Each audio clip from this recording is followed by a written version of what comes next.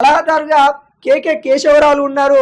మళ్ళా PSC chairman గా అయితే మరి అరకపూడి గాంధీని కూడా నియమించారు. పోచారం శ్రీనివాసులు ఏదైతే అగ్రికల్చర్ సలహాదారుగా, వ్యవసాయ శాఖ సలహాదారుగా తనైతే నియమించారు.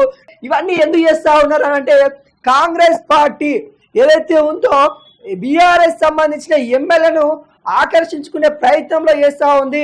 ఆకర్షించుకొని వాళ్ళని బీఆర్ఎస్ సంబంధించిన ఎమ్మెల్యేలను కాంగ్రెస్ లో విలీనం చేసుకోవాలి, ఎల్పీని సైతం విలీనం చేసుకోవాలి.